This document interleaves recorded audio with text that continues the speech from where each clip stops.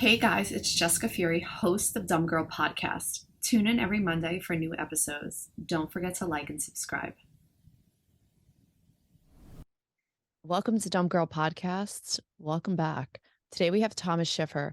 Thomas is the founder and owner of Blue Cube Bats. He comes from a long line of entrepreneurs. His grandfather started the 99-cent store. His brother has Abbot Pizza Company. Tom is one of the owners of, he had Gray Block Pizza. But Blue Cube Bats is a very, very special new venture that he is on. And Tom is one of my nearest, dearest friends for as long as I've been in LA, for about 13 years now. And I probably would say that he's probably one of my closest friends and probably like a brother. I don't want him to know that he would be like an older brother. So Blue Cube's bats have been seen and used by clients of Joe Rogan, Michael and Lauryn Bosstick from The Skinny Confidential, Dr. Andrew Huberman. Blue Cube Bats has been featured in the New York Times, in the Salt Lake Tribune, in the Jordan Nows, and the Market Herald. Tom Schiffer, welcome to Dumb Girl Podcast. Thank you. Thank you for being Great here. to be here. Of Isn't course, it thank you. wild? I just find it to be so wild that I've known you for such a long time. Like I can't even, I'm so happy right now. I may cry just because like it's been such a wild journey. I feel like I've been on with you, like as friends and entrepreneurs and businesses. And like I remember we were just sitting in Gray Block Pizza and you were going to do Hatched. Remember Hatched? Yep, Hatched in Venice. Yep. And it's like, whatever became of that? Like, I want to start with entrepreneurship. You've been an entrepreneur for a really long time, and you've come from a line of entrepreneurs all the way back to your grandfather.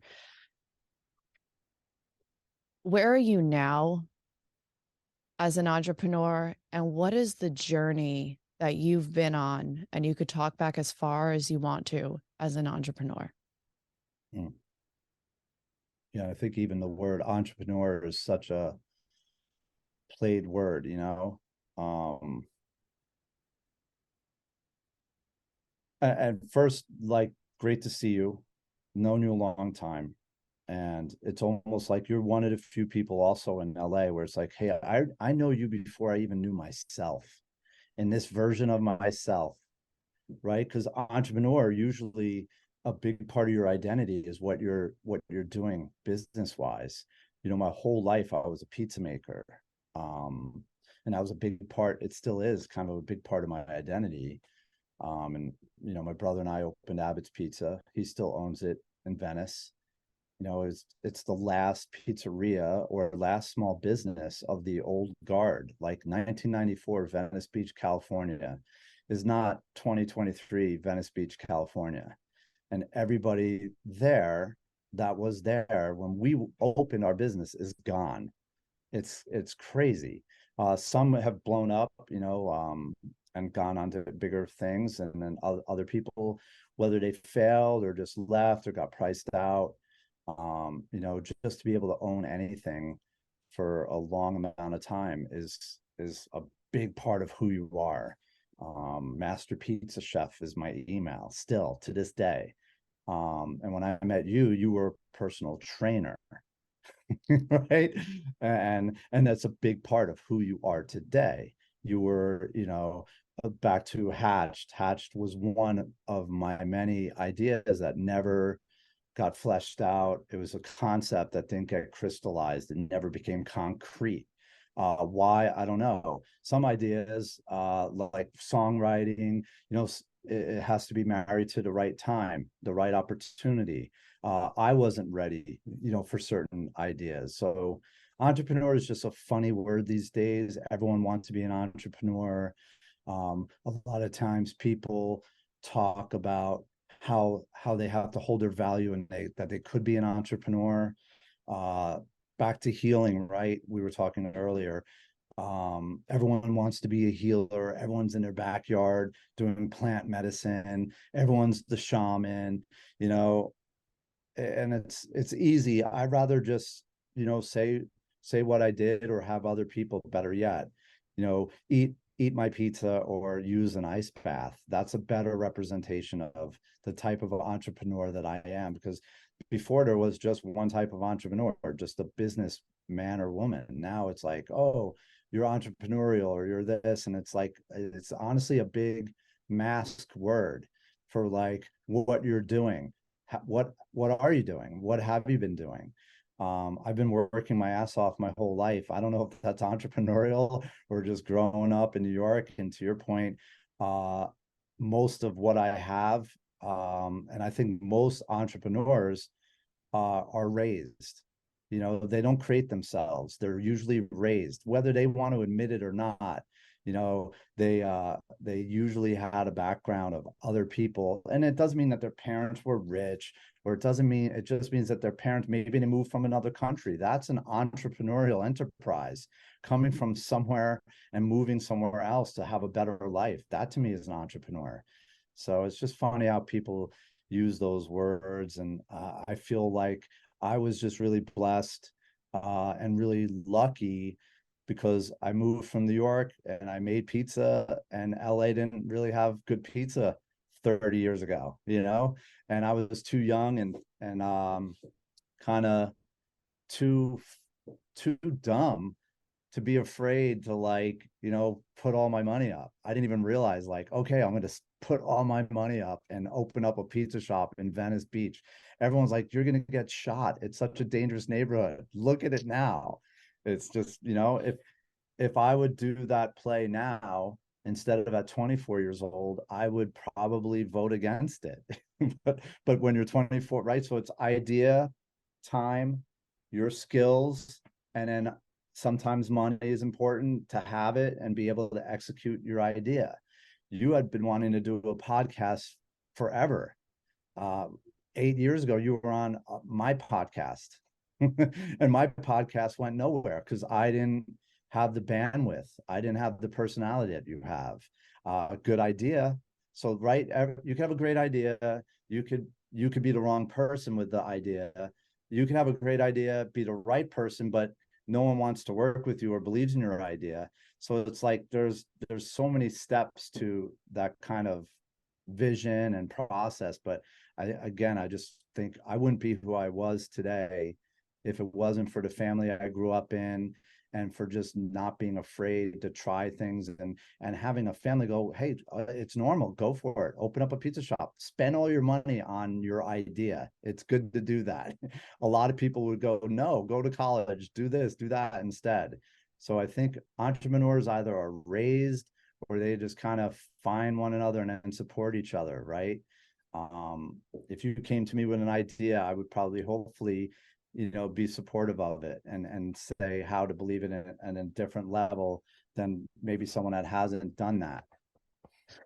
You know, entrepreneur, I feel like entrepreneur has this like superficial money, successful, I work for myself, I'm a boss, like whether man or woman, like that's the image of entrepreneur. That's the image of it. And the other side of it, it's like, it's a fucking grind. It's exhausting. You know, it has a lot of perks for it. Like I would say most of the time I'm in the grind of it. I'm in the emotion of it. I'm in the reaching out to people who are, and I'll just say it, really fucking successful in their entrepreneurship and their businesses. And I'm like, this. And this is what they say to me, Tom, keep doing what you're doing. I'm like, you fucking kidding me?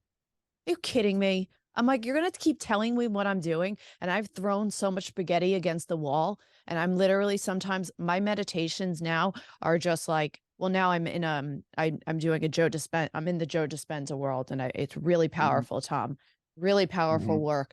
But prior to that, my meditations, and because we've known each other for such a long time, was like, what am I doing that I need to stick? Like, what do I need to do for something that actually sticks? And putting myself aside, but just going back to the entrepreneurship of like, some people don't all have all that money to invest, but they have the passion, they have the drive, maybe they have the idea. So somebody who maybe is in like their 20s or 30s, or the part of your life, like putting yourself back into that place where you started that business and you did start on this journey of entrepreneurship. Um, what were some of the things that worked for you? And what were some of the things where you're like, you know what? I actually wish that I didn't do that because it didn't work at all. Like I should have just trashed the whole thing. Um, Honestly, I don't have any regrets. I don't have anything that I would have, could have, should have done differently. Uh, I didn't do anything alone. So the biggest thing is I was either too stupid or too naive to be afraid of the risks I was taking and just put everything on the auction block, or I was too passionate and it was just no was not going to be acceptable. No was not going to be the answer. And instead of just having people snipe from the cheap seats and go, oh, keep going, Jessica, I'd be like, wait, no, that's not good enough. I have an idea. Here, taste this pizza. Or now I'm going to try that. And even like with Blue Cube, everyone up here laughed at me. Meanwhile, I moved up from LA and everyone was back to Joe Dispenza, all these guys, they know what ice baths can do. They knew Wim Hof has been around. Like I knew ice baths was going to blow up. Everyone was doing it in their backyards and like their own little refrigerators. So I'm sitting here knowing this idea is good, seeing a couple other companies out there already kind of validating it and seeing what I could do better than them, all in my own head. And people are like, what is with this crazy LA asshole? Meanwhile, I'm like, I'm not even from LA. I'm from New York. Like, what do you got? So back to people will always connect with, yeah, I'm worried about myself. Good idea. Stick with it, kid. And it's like, no, you have to get in their face and go, here, get in my ice bath. Here, get in my idea. And then now it's like one of the co-founders, he moved up from LA. He was like, yeah. And then he's like, wait a minute. And then it's like, you literally compel them to action. And if not, you keep moving and doing it anyway and act as if you have 10 partners and co-founders and you have the money and just do it. And if it's a good idea, people will start to follow along. It's just that way with everything. Your attitude, your outlook, eventually will back to manifesting. I literally manifested this thing. No was not an acceptable answer, and we did this on a shoestring budget. Money is always there when you don't need it, and it's never there when you do need it. It's just, oh, I have an ice bath idea. I need $1 million. Everybody's like, fuck you. Now it's like, I don't care. We can't build them fast enough. Now everyone wants to invest. So you have to first invest in yourself. You first have to believe and put to as you just have to believe in it. But believe in it means making it concrete. Believe in it means what's the first step towards that vision?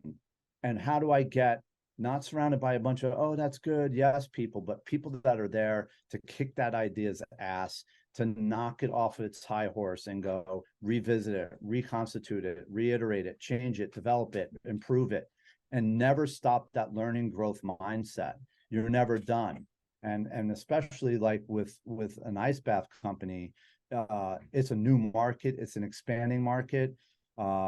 There's a lot of things that are new and innovative, and there's a lot of things that honestly are just like a jacuzzi, just like the pizza shop, right? Abbott's Pizza Company and Gray Block Pizza. It was like any other pizza shop back east, but then we did California style salad pizza. Everybody laughed at salad pizza. That was one of the things that probably you were like, okay, this has a good New York slice. I'm from Jersey. And then you're like, wait a minute, this is salad pizza. And you were like, the rest of the pizza looked good enough to get you to try the salad pizza. And then you would have just come for the salad pizza.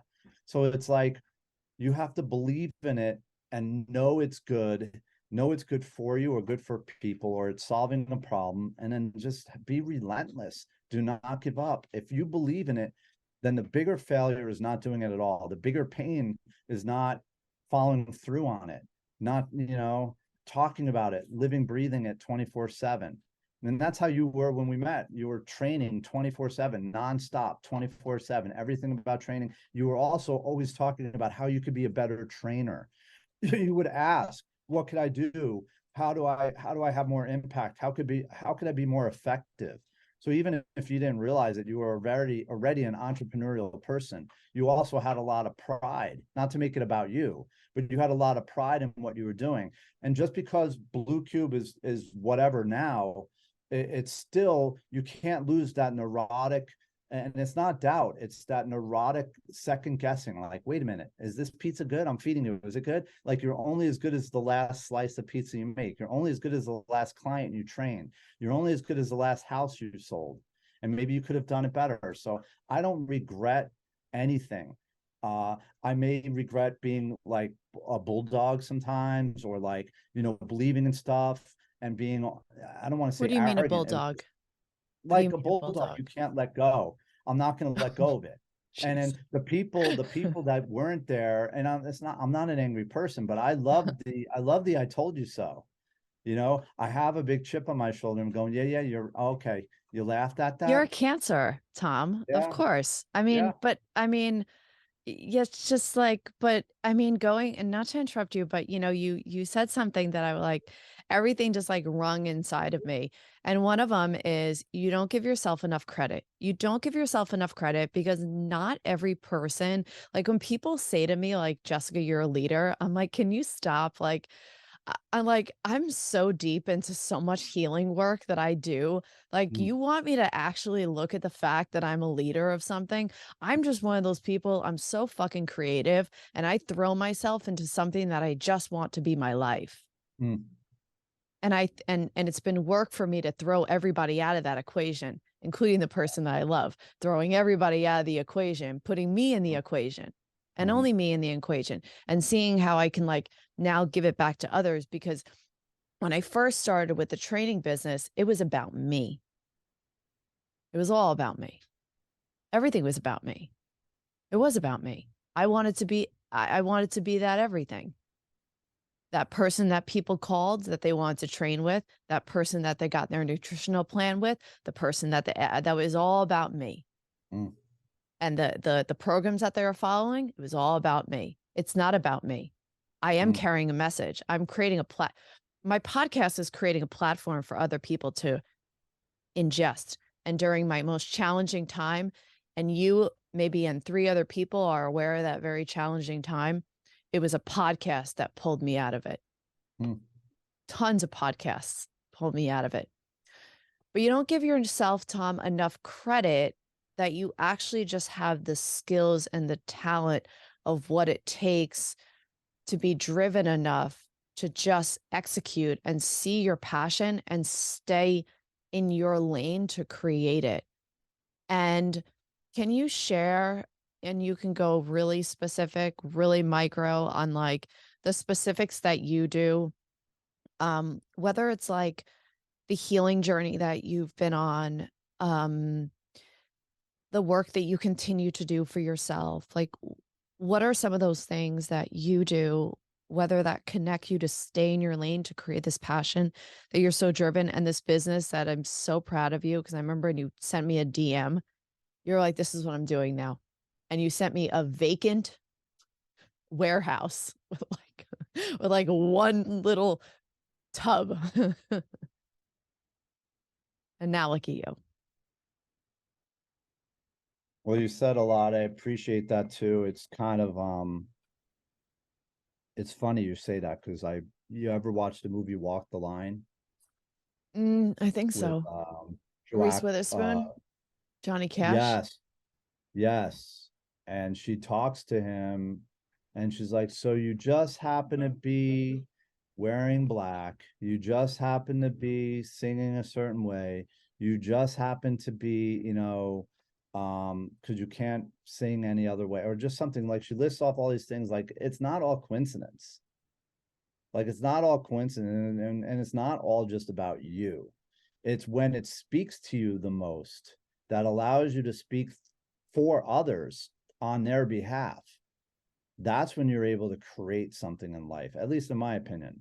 You know, team building and getting other people to see and share your vision while still having their own, and being okay with that other person's vision, even if it's different. You could have two people like ships in the night crossing with their own separate agendas. And as long as they're telegraphing or transparent, like, hey, I want to build the best sauna company in the world. Well, I want to do the best ice bath. Here's where we're going to bump heads. Here's how we have a conflict of interest, but here's how we're the same. And being okay with that, and having the key thing, boundaries and respect. You know, communication is always important, but sometimes people just are in it in that creative process, or they're in their healing journey and they're not aware that they're helping you or having impact on your life, and saying those rescuing words. But being able to stay humble, and back to like a word you always use a lot, gratitude, gratitude, gratitude, embracing the grace in all the moments, because all we can control is this moment. I can't control tomorrow, you know, something happens, God forbid, that doesn't work in my master plan of the universe. I just have to find out what the universe is showing me and control the things I can control and listen to that. And then the things I can or don't go my way, hopefully they're learning, hopefully they're coachable moments.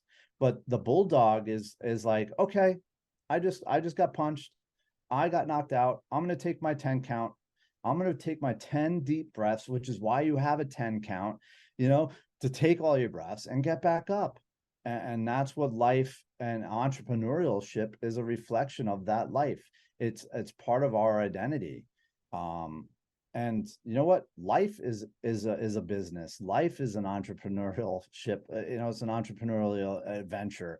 There's certain things you could read all the books in the world. Like, I still don't know how to be a dad. And by the way, once I figured out how to be a dad when my kids were one age, it starts all over again. Now my daughter's 10. I'm waiting, you know, until she gets abducted by aliens, and I don't even know how to be. You know, now I'm going to be a dad of a teenage daughter soon. So life is about always moving, always being able to embrace it, and advancing other people's is how I advance myself. Ice baths are healing. Ice baths changed my life. You know, I got into the ice bath business because I wanted to order one, and got sticker shock, and then I was like, oh my God, I could build a better one than that.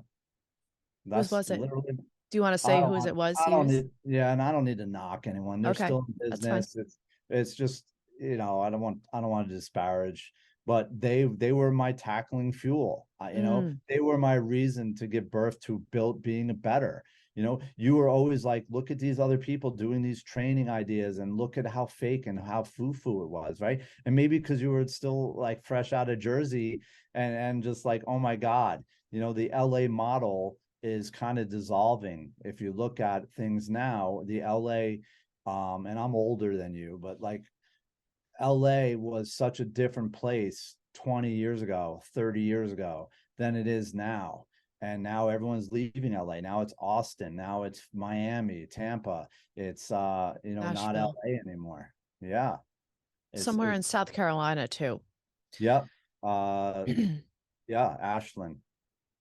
Ashland, Different that's part it. of North Carolina, all and Is it North? Nashville, Tennessee, right? There's different creative pockets where maybe it's the taxes, maybe it's the initiatives and the incentives that they're offering small business owners. But LA used to be that.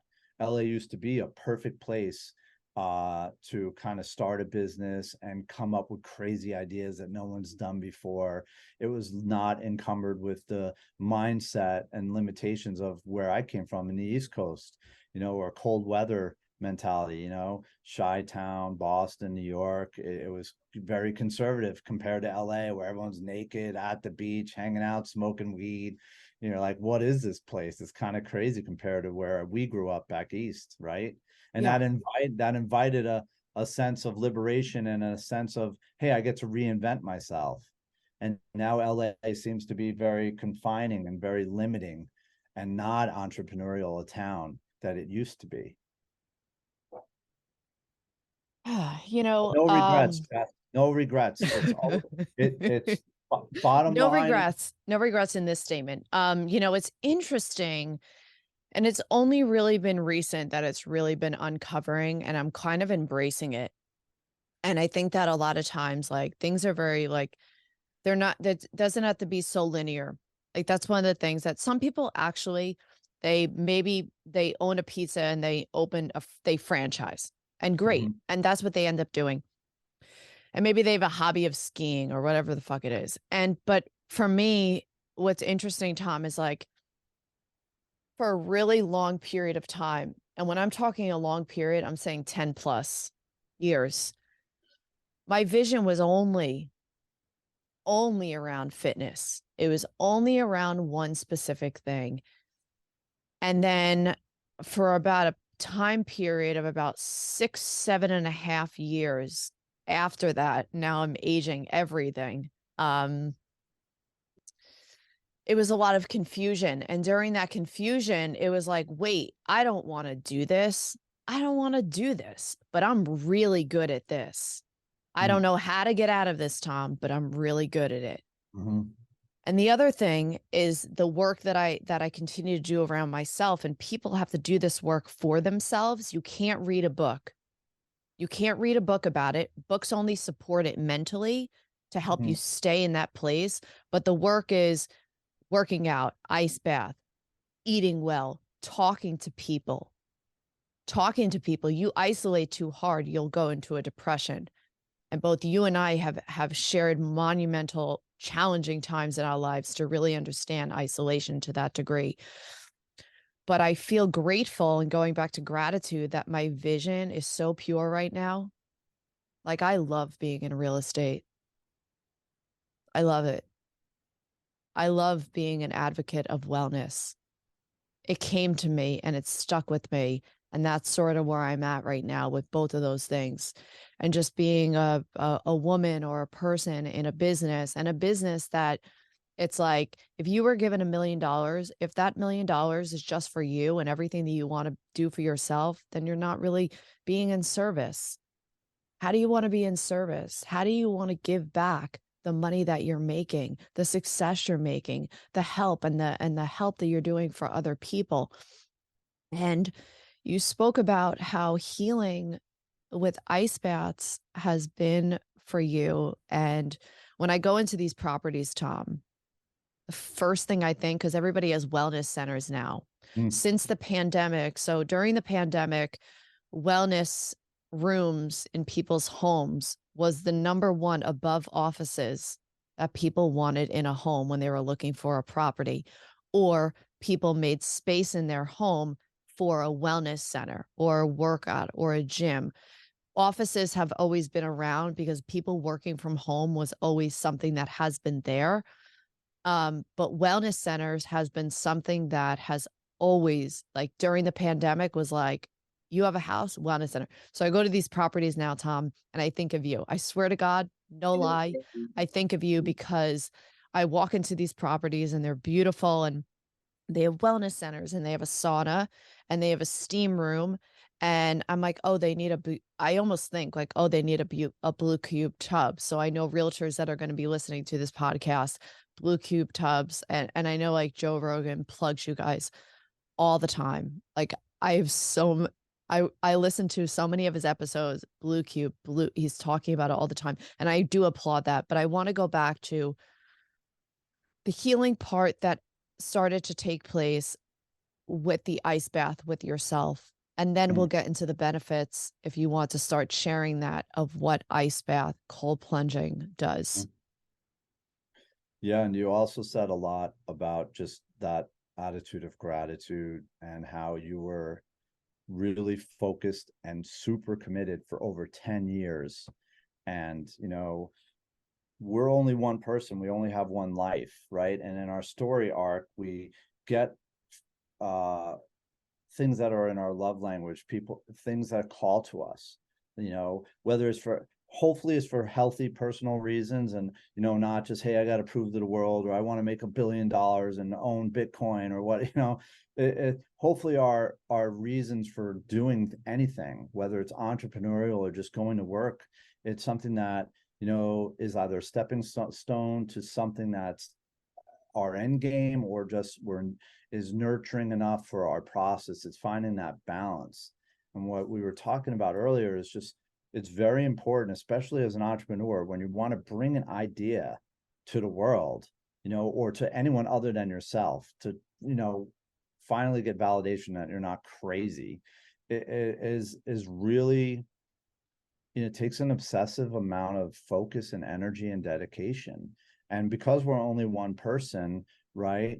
From 13 to 24, I was learning a trade called pizza making. I didn't want to be a pizza maker. I didn't think owning a pizzeria was an option. There was nothing sexy about I'm a pizza guy. There was, it's not, my parents didn't own a pizza shop, so it's not like I was handed something that I had to take care of in the neighborhood or anything like that. It was just, but as we get older, that obsession gets married to our life, because we're just one person. And then you're doing something, and if you're doing something, whether you're obsessed or not, for 10 years, you're gonna be pretty familiar with it. You may not be a master violinist, right, if you just play a little bit, but you're going to be familiar with a violin, and you're going to recognize a master violinist. You're going to know who's better than you. You're going to know who's terrible. You're going to know who's screeching. You're going to see someone else that's fit, and that's a really good trainer, that's very organized. And what are they doing that's making them successful? That how come they're getting all these celebrity clients?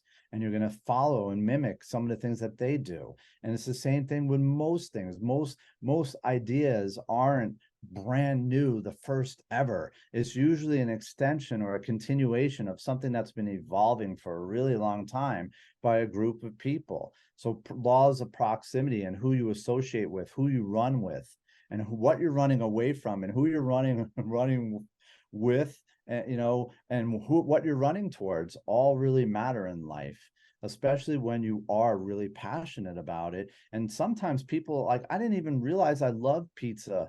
I didn't even know I loved it. It was just a job. It was just something that came easy to me. Like, I was just making pizza. I like feeding people. Like, I didn't want to go to college. I wasn't ready to go to college emotionally. I was paying my bills, giving me independence, but I didn't like wake up going, I'm going to own Abbott's Pizza Company or create bagel crust pizza or salad pizza. It was just kind of a continuation. And sometimes you could get stuck in things, and if you stick there long enough, it could just work out for you too. Remember the movie Footloose? The guy's sitting there and he's playing chicken, and he's on the tractor. No one can see that his foot stuck to the pedal, so everyone thinks he's this tough guy that scared the other guy up. Meanwhile, he's like, I want to get off this fucking thing, and he got stuck, and it worked out for his benefit. So it's like, first is, we're always here, hopefully in connection with something. We all need people. We all have relationships. Hopefully you do right by people. Hopefully you, even though you have an agenda or an intention, hopefully you're present and humble enough to, not always worry about what you're worth. Hey, I'm worth this. Hey, I'm worth. It's actually, for me now, as I get older, realizing, wait, this person's so valuable. This person's so interesting. Hey, this person has so many things that I don't have. And instead of being insecure and threatened by it, I'm now fascinated by it, and like, oh, what is it? What is it that they have? What is it that, what are they mirroring me that I don't have? What are they showing me that I have yet to accomplish? What value are they bringing to the table? Not what can I get from them, but it's not about me. And I feel like lately, with podcasts or Instagram and everything, everyone is so self-obsessed. And so, hey, this is my value, and I have to value myself, and no is the new yes, and blah, blah, blah. And it's like, okay, you're right. You should value yourself. You should be able to, know your limitations and know what you're worth. But you know what? If that's at the expense of knowing what other people are worth, it doesn't mean shit. Hey, I'm the most valuable person. Great. But you're not treating anyone else like they have any value. You're not listening to anything that's, so you don't want to be in these feedback loops of just continual like support, because in business, believe me, there's 10 other ice bath companies right now and probably 20 more that we haven't even heard of yet, or that they're sitting there going, I could build better than Blue Cube can. It's what's my value, what's my worth, but hey, what is this person offering? What's their hopes, dreams, and aspirations? What are they really trying to tell me? And can I give them, the respect of where they're at, whether they're homeless or they're fucking like just a competitor, whatever. It's like, what's their value? And are you treating them with the value that you want to value yourself at? It's like this fun little game that people go through. My worth is not going to diminish or get augmented by the praise or disdain of others. I'm going to hold on to what's been working for me because I'm doing that inner work, the same inner work that you're doing, and learning how to. You don't know if someone got out of bed and what the 10 minutes before the meeting was like, or their day was like the day before. It's can I be present, open, and available enough to allow people to be authentic? And am I bringing something authentic to the world? Is doing my business helping me be a better person? Is it helping me evolve? Right. Those are the things that matter to me now, because as I get old, look, I'm 52. What matters to me now is my legacy. How are my children going to remember me? What's really of value? What is When value? when did you start to incorporate ice ice baths, cold plunging? So Was I it somebody started told did somebody tell you about it, or did you just all of a sudden you start reading about it? What is your experience a with it? little of both. It was kind of hazy because, as you know, I've had panic attacks forever, my whole life. I was given Same. benzos to calm me down. And then no one told, and again, a long time ago, they didn't say, hey, benzos are super physically addictive. Mm-hmm. They're also very hard to get off of, probably, arguably, one of the hardest things to stop. You can't just quit benzos cold turkey. You need to, you can if it's everyone's different, but the reality is when you're prescribed the medication after a certain amount of time, certain people just can't jump on and off meds. Mm-hmm. And it wasn't working for me anyway. I would still get panic attacks. And then I realized I was getting panic attacks because of the medication. So that inner work, and I'm still struggling with the inner work of learning how to stay grounded. And ice baths, again, people were in the backyards in Venice. Honestly, the ocean is cold water exposure, cold immersion therapy, just doing a polar plunge and just going into the ocean. And then Wim Hof talking about his story like 8 or 9 years ago, and how Wim Hof breathing could help with my anxiety and depression was kind of my first. Now, I didn't have, again, a script like, hey, I'm going to start an ice bath company. There weren't really ice bath companies. And by the way, when I was an athlete in high school, there was ice baths. It's been around forever. There's also Russian banyas. I mean, it's not a new thing, but ice bath in its latest iteration, or some inflatable in someone's backyard with a little thing, is kind of the hipster-fied or hipster version of what people were doing in the 50s, 60s, 70s, putting yourself in a tub of ice and turning a little motor and getting it on. I mean, it's been around forever. But for me, it was kind of the Wim Hof and more the breathing and doing cold showers, and noticing, like, when I was plunging and doing cold exposure or taking a cold shower, I would get a lot of anxiety initially. Like I feel like I would drink a cup of coffee, but I would sleep better. And for me, that was like bringing my baseline anxiety down, getting a good night's sleep, not spinning as hard at night, or honestly having stronger sleep onset. And I didn't look and know, and no one knew, and it wasn't Andrew Huberman wasn't around. We're talking like 8, 10 years ago. And so I was getting that dopamine, and that dopamine would, be very like clarifying and give me clear, that cold snap of energy, which honestly would give me anxiety. But then when it wore off, I was able to sleep better. And then when I was sleep better, everything else just started easing up a little bit, like just a little bit, little baby steps. And then I moved up to Oregon, went through a horrendous divorce, wasn't seeing my kids for 2 years, back to the isolating, not leaving my apartment, the pandemic, my one of the pizza shops, I basically went out of business because it was across the street from Santa Monica Community College. They shut the college down. So there was half my business gone right there.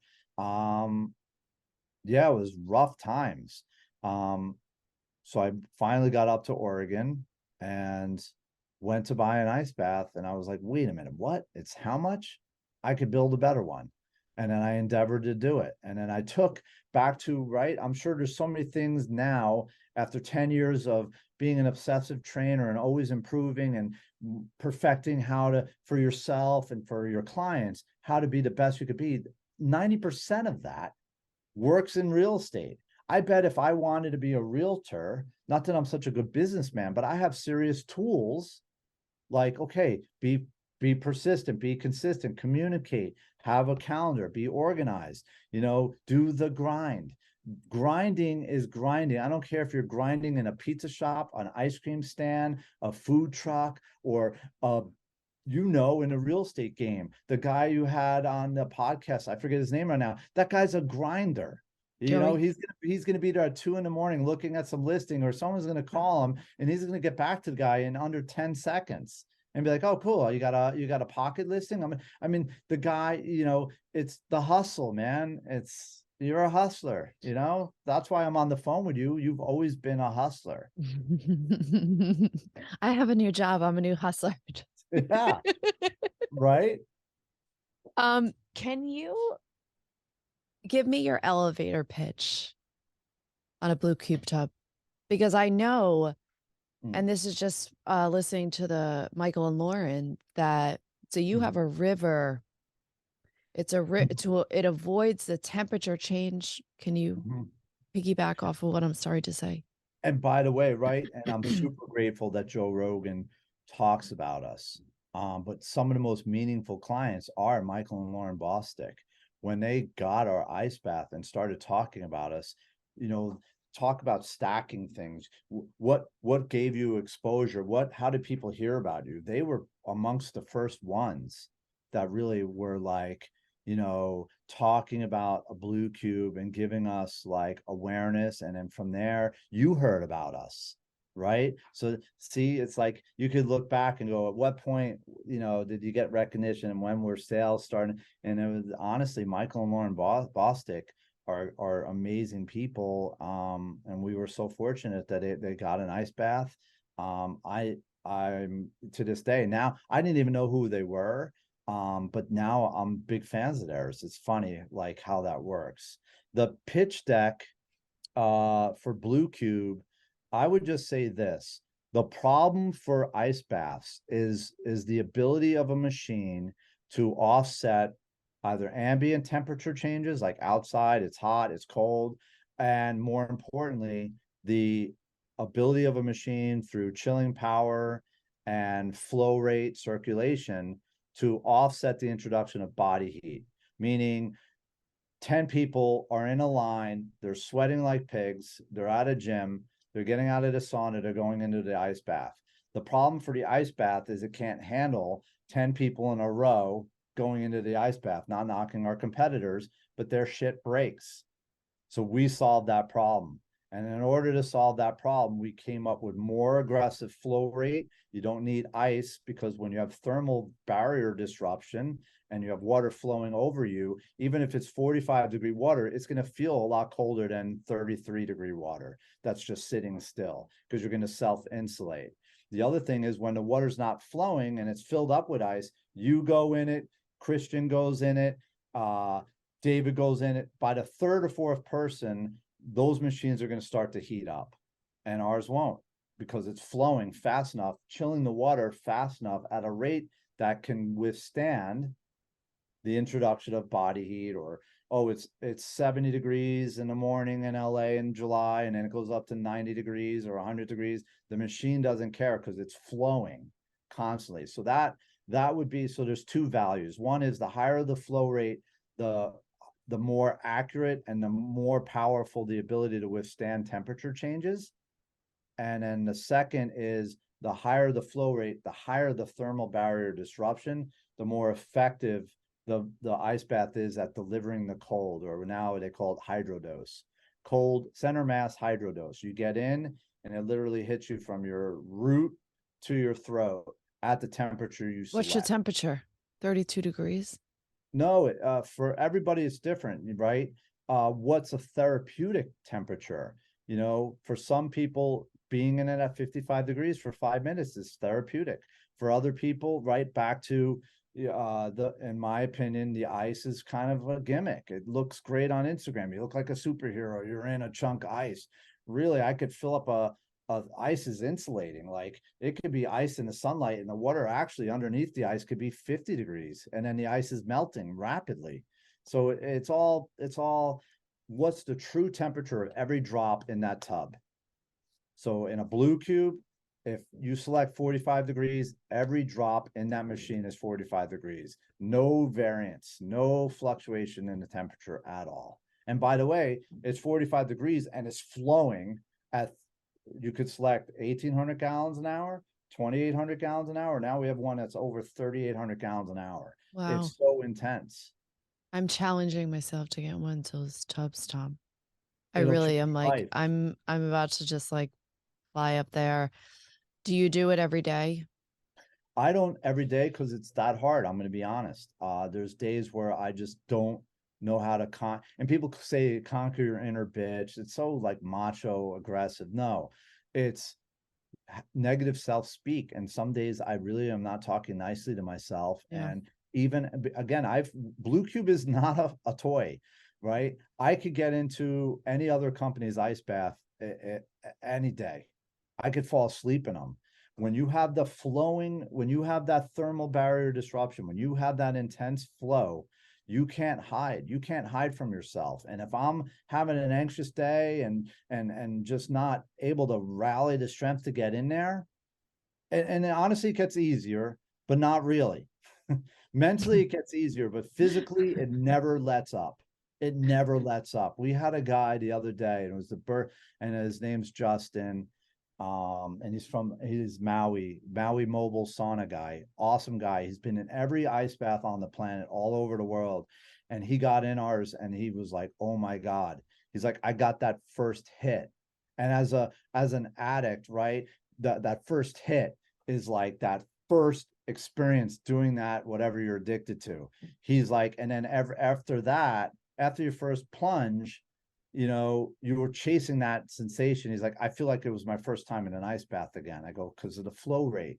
It's past the human body's ability to regulate. It's going to get you cold. You're going to breathe and stay calm, but it's going to take all the heat out of your body. And I mean, with the flow rates we're talking about, you are literally shifting the water through the chiller 50 times an hour.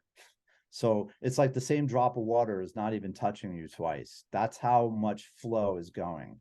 That's crazy. It's just It the is. cold, It's just the cold. Like, I hate the cold and just thinking about it. yeah, And I'm gonna have to come, Tom, I'm gonna have to come up there. You should. You're welcome. You definitely would. And by the way, we have a sauna now, which makes it easier to get in, you know, because then you could sit in the sauna and go, okay, if I really can't heat up, I could go back into the sauna. So they're a really nice complement to do it. Yeah. Makes it easier. Oh my God, I'm still just like full of joy just having you here with me. Same. I like to ask my guests 3 questions before Mhm. I leave them, or they leave Sure. me. What is a I'm not non leaving w- never.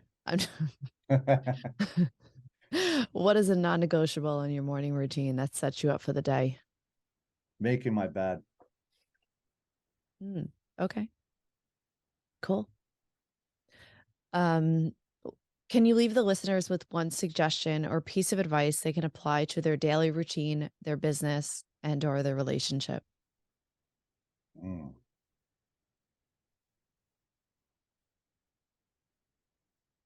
Compassion, self-compassion first and foremost. as soon as anything gets like any kind of friction, how am I being loving in this moment? Okay, start with myself. Am I loving myself right now? Listen to this person that sounds like shards of glass or like scratching a chalkboard. Do I need to be listening to this? Do I need to be exposing myself to this energy or not? But am I having compassion? Am I holding compassion?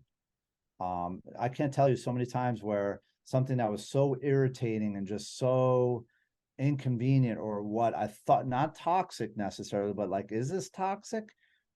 As soon as I ask myself, if that, am I being compassionate? Am I holding space? Is this space worth holding, protecting, or am I providing space for this person? What am I doing here? What's happening here? And but starting with compassion and love, like, as stupid as it sounds, love is everything. Am I loving myself? Because if I'm loving myself, that's going to be one of two things in this interaction or this event that's easy, and also sometimes uncomfortable. Not you're not always meant to be uncomfortable. Some of the biggest healing experiences in my life were learning how to just accept love. It wasn't about, doing something uncomfortable and learning how to be patient while I was in pain. It was also learning how to just let love in and just forgive myself, Yeah. which then allowed me to forgive others. Yeah. So just having compassion. I'm on this I've been doing Joe Dispenza meditations, and I've been meditating since I've been 17. That's a really long time. But I've been doing the Joe Dispenza meditations, and at first, when you hear about it, you're almost like, oh, it's just no, Tom, it is really powerful. It's powerful work. So I also just listen to his stuff because I'm reframing something, and it's very crazy that I'm actually reframing something. And I just feel really grateful to even speak about, like, I actually see all these changes going on. It's just so crazy. Like, it's amazing. But just going back to the love thing, this morning I was listening to something that he said. He said, when we teach them to reframe their brain chemistry, when they hug another person, there's an exchange that through brain matter, it connects you to a place of love. And you could start to just do things that are positive. At least start with doing something that's positive. I love that. Oh my God, I could go on for that. No, that is, and by the way, doing a sauna, or in particular an ice bath, is a reset of your nervous system.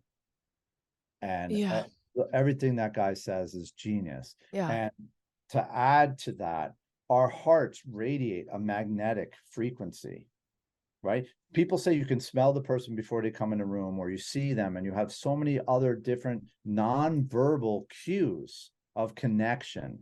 And to your point, can you imagine just having a reset? And when you're fresh and having an alignment moment, or a tuning fork moment where you're in a healthy frequency, and then you embrace another human being who's also hopefully in a healthy frequency, right? Remember the movie Inside Out, where grief and joy had to kind of learn how to become one, and that became something else. And that was also just as necessary an experience to have. And I wonder if a joyful person hugs a angry person long enough, will they become joyful, or will they become angry? And I don't want to leave myself vulnerable to those exchanges. Back to how you frame things. Hey, I'm a loving person, worthy and deserving of love, and I'm interacting in this situation, and I'm not going to allow them to contaminate, but I'm going to put off a positive energy of love and compassion, and I'll hold space for them, but I could also let go and just, say, hey, I'm not going to be enmeshed and entwined and attached to what your frequency is right now. I'm shielding myself, but I still have love for you. I'm going to hold space for you. I'm just not available to do that kind of magnetic resonance, that I'm not going to harmonize with you, which is, again, sometimes run the fuck away. Like, I don't know, because it would depend. It would really depend on person, situation, dynamics, all that stuff. Like, there would be like a whole bunch of questions that I'd probably just ask instead of just going directly there. but I'll think about that definitely. What are 3 qualities peers of yours would say about you?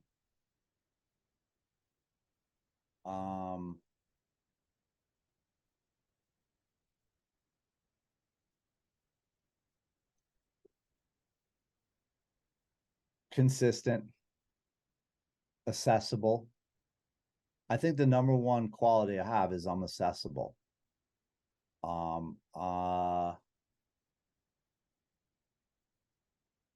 Hopefully nurturing or intuitive.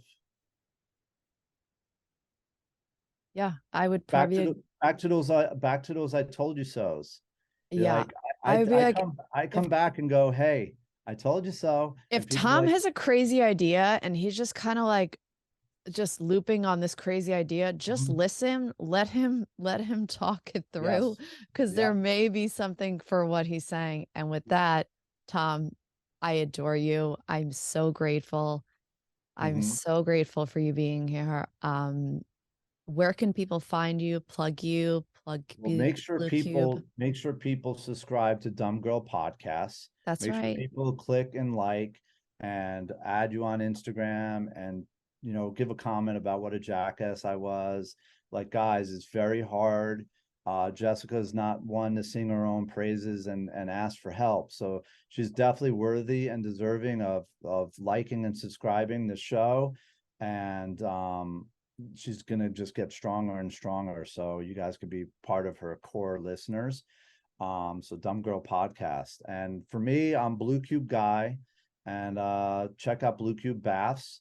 Call my personal number is still on the website. Back to accessible. I would love to chat to anyone that listened to this and mention the Dumb Girl Podcast, and I'll definitely take care of you if you guys want to try an ice bath or buy an ice bath. But mainly just keep listening to what Jessica's doing and what she's trying to share on this platform. So thank you so much, Jessica, for having me, and can't wait for you to come up and try an ice bath. That's going to be I'm that's only the doing it perfect because I thing. have to be in a bikini and I get to just like walk around and not not do Well, anything but just we be have a free. it'll be an amazing it'll be an amazing photo shoot for sure. Guys, thank you so much. I'm not going to plug myself because I'm just so humbled. Tom, thank you for being here. You You guys, got I it. will talk to you soon. Okay, bye.